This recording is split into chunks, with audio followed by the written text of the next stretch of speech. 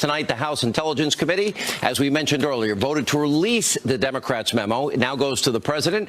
Here with reaction to all of this, the man himself. He is the chairman of the House Intelligence Committee, Congressman Devin Nunes. You got a great vote of support from the president and frankly from me and anybody that believes in government transparency. And in the lead up to your memo, of sources and methods, and this is dangerous and unprecedented, there was nothing given here that would have hurt our intelligence in any way. Correct, sir? That's right, Sean. And I think that was Isikoff the tape you just ran, and that is very illuminating because that is absolute now confirmation that we know that Steele was put in front of reporters. You have the reporter himself admitting it. This is big news. I actually caught some of this last week and tweeted it out.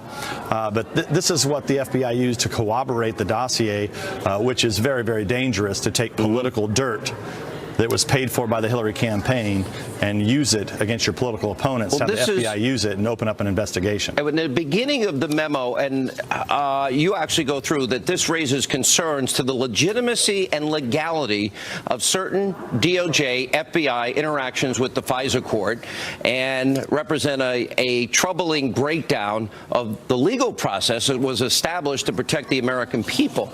So this is what's serious about it. Now, in your memo, you went through great detail to say that in the FISA application and subsequent renewals 4 times, they never informed the FISA court that, in fact, this money really came from the Clinton campaign and the DNC. In other words, that's right. And more so, they never informed the court that Christopher Steele was meeting with journalists. I think the court would have known that. One of the things that we're going to do this week is we're going to send a letter to the court. We don't know if we'll be successful or not, but we're going to try to ask the court whether or not they will provide the transcripts of the 4 proceedings. It would be very interesting if we could get those transcripts to know exactly what was presented verbally to the court and to see if that was transcribed. Okay, this is really important here because if they knew, we know it was not verified. As a matter of fact, you even put in your memo that the FBI themselves, they said they were in only the initial stages of verification. So they would present something that was unverified that we know was paid for by one political party to create a warrant against another party during an election and then a president-elect. Yeah, and I think the bigger problem challenge here is that the mainstream media is totally uninterested in this. Can you imagine if the shoe was on the other foot and Donald Trump or George Bush or Karl Rove had paid for information and then George W. Bush's FBI had opened an investigation into the Obama campaign because they were talking to Russians, which, by the way, really did happen. The Obama campaign was talking to Russians back in 2008 and opened up a counterintelligence investigation using dirt dug up and paid for by the RNC and George W. Bush supporters. This town would be on fire. Every reporter would be following around Karl Rove and George W. Bush all over town. Yet it's crickets from the media. I mean, it's embarrassing. It's absolutely embarrassing. I mean, I'm almost flabbergasted because I thought at least there would be some ounce of credibility left, but there really is none. And ultimately, Steele, again, unverified. If we look at the memo that came out of Chuck Grassley's committee earlier today, it actually goes on to say that Steele gathered much of his information from Russian government sources inside of Russia. So if I put the 2 memos together, and the new one tonight, yours from Friday, Hillary Clinton paid for Russian propaganda, turned out to be lies, not verified, then used for a FISA warrant. And I'm like, not only was it paid for to manipulate and lie to the American people, but then to spy on an opposition party candidate. Sir, are there crimes committed here? Well, you can't really make this up. I hope the listeners understood what you just said. We have a clear link to Russia. You have a campaign who hired a law firm, who hired Fusion GPS, who hired a foreign agent who went and got information from the Russians on the other campaign. It seems like the counterintelligence investigation should have been opened up against the Hillary campaign when they got a hold of the dossier. But that didn't happen either. So, and you mentioned Senator Grassley. I will have to tell you, Senator Grassley's done a phenomenal job here, Sean. I mean, a lot of people have given myself and my committee a lot of credit for the work that we've dug up. But I can tell you that Senator Grassley has been phenomenal through this whole process, and I think he deserves a lot of credit. And this guy, Christopher Steele, is a guy that has was desperate that Donald Trump not get elected and was passionate about him not being the president. So he has his own political motivation in all of this. And Sean, that also was not presented to the court. Well, I mean, and I know the Democrats are putting it out. My sources are telling me tonight that they don't even question this in the Democratic side, that all they're saying is, well, on the FISA application, there might have been a footnote that said there might be some political tainting, and that's it. They told nothing about Christopher Steele, nothing about being paid for by Clinton. None of this came out to the court. Isn't that deliberately deceiving a court, Congressman? Well, not only that, but it's the continued obfuscation that the Democrats have continued to do throughout this investigation is leak something out to a press that is basically part of their own team. They run a story that's based on something partially true, and then they come back and accuse us of doctoring up a document. So I just go by the old rule, whatever they accuse you of doing, they're actually doing. And it's even worse. We know. Oh, I'm sorry. Go ahead, sir. I was just going to say, part of the reason why we know that we're right is because the relentless attacks on me, Trey Gowdy. I mean, they even go as far in their memo. They attack Trey Gowdy and myself in their memo, and they come to conclusions. And what did they say for 10 days? They said that our memo came to all sorts of conclusions. Our memo didn't come to any conclusions. Our memo just listed facts. And their memo, people will see, they actually come to conclusions and and have personal attacks on myself and Chairman Gowdy. Which is really silly. It's sort of like them saying, well, you never saw the underlying documents, but only one Republican was allowed to see it. So you sent the lawyer Trey Gowdy, and that's where the information came from. I'm very interested because at the heart of this, you really have Nellie Orr, Bruce Orr's wife. If you really get down to the bottom line, she's being paid by the Clinton campaign because she's working for Fusion GPS that is building the dossier against Donald Trump. But I want to ask you about this. The Deputy Director McCabe and his testifying before the committee in December 2017 that there would be no warrant without the dossier. Now, my sources have told me that he was asked the question numerous times in varying ways, and Democrats have questioned the authenticity of that or correctness of that. But I was told that his answer is even worse.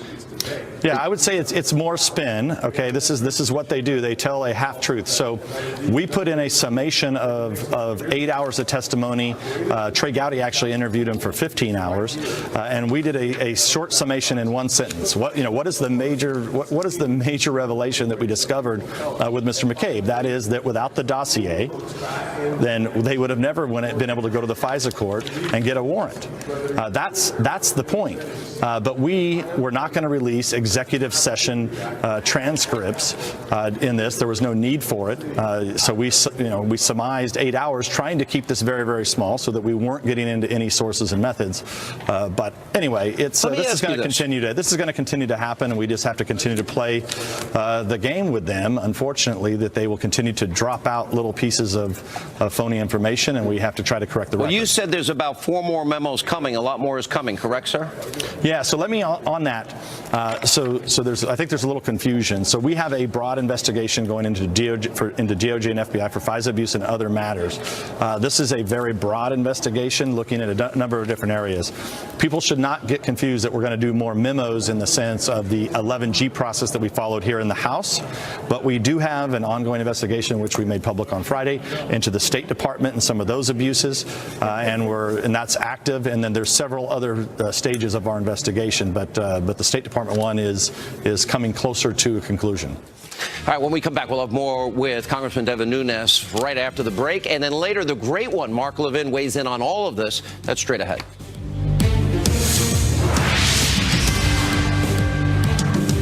Looking again at the memo that was sent out by Chuck Grassley today. In other words, the second memo here. And again, I want to reiterate for our audience, it literally says Steele gathered his information from Russian government sources inside of Russia. Then it goes on to say, Mr. Steele, in litigation, it appears he either lied to the FBI or to the British courts, or the classified documents reviewed by the committee contain materially false statements. Then it says this. The timeline here is important about James Comey. It says, former FBI director, in June of 2017, James Comey publicly before the Senate Select Committee on Intelligence, he had said that he briefed President-elect Trump, this is at Trump Tower, and he told him and described the dossier as salacious and unverified. Now, that's long after Comey signed off on that information being used as a foundation to get the FISA warrant. So would he either handed to the court something he believed was unverified and salacious, or he gave it credibility when they got the initial FISA warrant? Which is it? Do you see a conflict there like I do? Well, I think the conflict that you're describing, which no one on the left seems to care about, or the mainstream media, is that political dirt was used by the FBI, and they knew it was political dirt, to open a counterintelligence investigation into the other campaign. That's what people, I just can't believe that people on the other side are not furious about this. But look, I have faith in the American people. I think that a majority of Americans ultimately will make the determination that using political dirt by the FBI on the opposing campaign is a place that we won't go. And I'll tell you, I think that my colleagues here in the House, I mean, they're furious about this, as they should be. Let me ask, you said that you believe your colleagues on the other side of the aisle have leaked intelligence at least 100 times. Is that true? Yeah, we have 100 examples of leaks from our committee that we feel could have only come from the other side. All right, let's talk a little bit about Sarah Carter's article tonight, because I think it's very, very interesting. She has two of them. As you look at this new memo that came out tonight, the criminal referral confirms that allies of the Clinton and Obama administration were providing Steele with what they deemed damaging information on candidate-elect Trump. And that's where we get into, for example, Sidney Blumenthal and some other Clinton associates. Let me see if I'm understanding this correctly. Is it possible, sir, that Clinton associates were feeding information to Christopher Steele?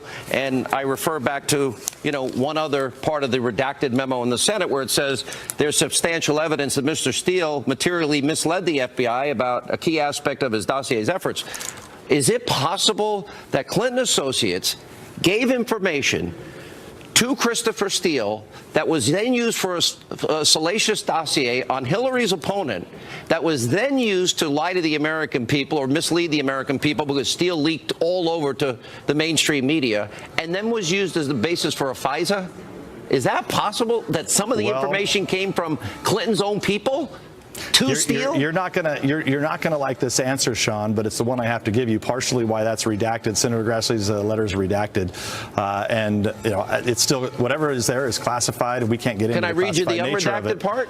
But I can. Well, what I can tell you is this: we have an active investigation into the State Department that has been ongoing for a while now, and as soon as we can get that information out, we will, as the investigation unfolds.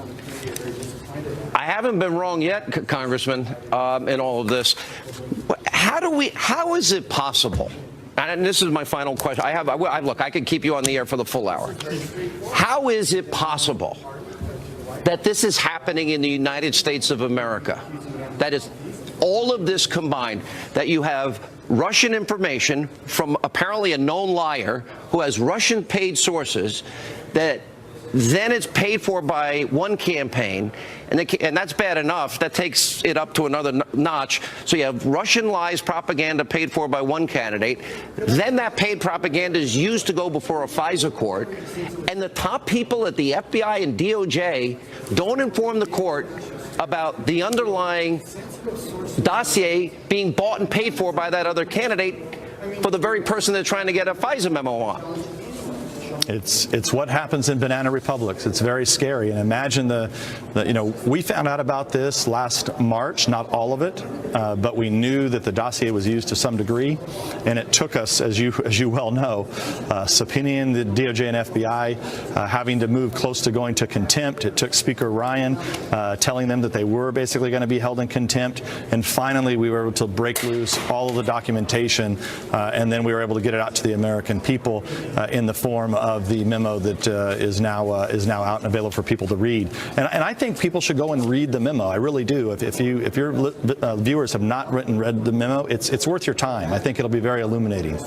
All right, Chairman Nunes, I believe you've done a great service. I believe it's the right thing to do.